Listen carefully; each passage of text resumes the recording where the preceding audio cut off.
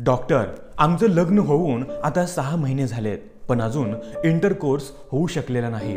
मी काही प्रयत्न केला तरीही पूर्ण शरीर आकसून घेते आणि रडायला लागते.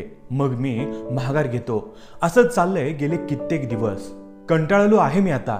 समोर बसलेल्या जोडप्यातला तरुण हताश झाला होता आणि त्याची बायको चेहऱ्यावर अपराधी भाव घेऊन मान खाली घालून बसली होती. तिला बोलतं करायला खूप वेळ लागला, पण नंतर बऱ्याच गोष्टींचा उलगडा झाला. ही तरुणी एका अत्यंत कर्मठ घरात लहानाची मोठी झाली होती.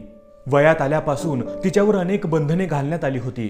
पाळी, स्त्रीचे शरीर याबद्दल पद्धतशीरपणे नकारात्मकता निर्माण करण्यात आली होती.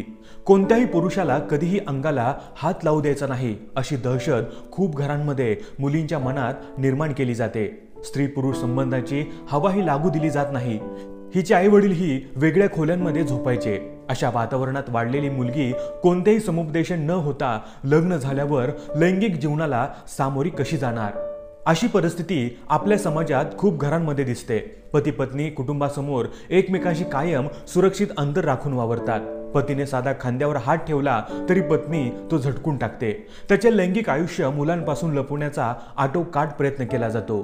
पती पत्नीचे खाजगी आयुष्य खाजगी राहणे आवश्यकच आहे, पण घरात वावरताना होणारे सहज स्पर्श, कधीतरी प्रेमाने जवळ घेणे, यामध्ये व्यक्त होणारा जिव्हाळा पती पत्नींच्या तसेच त्यांच्या मुलांचं भावविश्व समृद्ध करणारा असतो. याची जाणीव आपल्या संपूर्ण समाजात होणे आवश्यक आहे.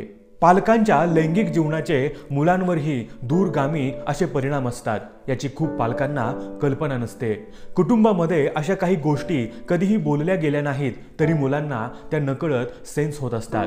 त्यामुळे निरोगी लैंगिक जीवन असणाऱ्या पालकांची मुले मोठी झाल्यावर त्यांचे काम जीवन निरामय असण्याची शक्यता खूप जास्त असते. काही घरांमध्ये नवरा बायको वेगळ्या खोल्यांमध्ये झोपण्या इतपत परिस्थिती वाईट असते. अशा वातावरणात वाढलेल्या मुलांचा लैंगिक बाबतीतला दृष्टिकोन निकोप राहणे खूप अवघडच. याच मुलांना लग्नानंतर लैंगिक समस्या जास्त प्रमाणात येऊ शकतात. हस्तमैथून हे नैसर्गिक आहे हे सगळे तज्ज्ञ सांगून थकले तरी याबद्दलच्या गैरसमजुती समाजात कमी होत नाहीत.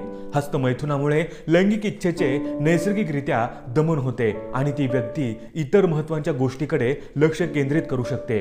आपल्याकडे अजूनही मुलं हस्तमैथून करताना सापडली तर बेदम मारहाण वगैरे अत्यंत चुकीच्या आणि धोकादायक गोष्टी होताना दिसतात. मुलांप्रमाणे मुलींमध्येही हस्तमैथून हे नैसर्गिक आहे. अजून एक महत्त्वाचा मुद्दा म्हणजे एका विशिष्ट वयानंतर पालकांनी त्याच्या पाल्याची प्रायव्हसी जपायला हवी. त्यांच्या खोलीत जाताना दार वाजवून जाणे हा शिष्टाचार जपायला हवा. सध्याच्या तरुण पिढीमध्ये मोबाईल, इंटरनेट, लॅपटॉप याचा मुक्त वापर असल्यामुळे पॉर्नोग्राफी बघणे दुर्दैवाने खूप लहान वयात सुरू होते आहे. याचे अनेक दुष्परिणाम त्याच्या पुढच्या लैंगिक आयुष्यावर होतात. त्यामुळे वेळीच मुलांशी मोकळेपणाने बोलणं हे पॉर्नोग्राफीचे व्यसन किती वाईट ठरते हे समजावून सांगणे गरजेचे आहे.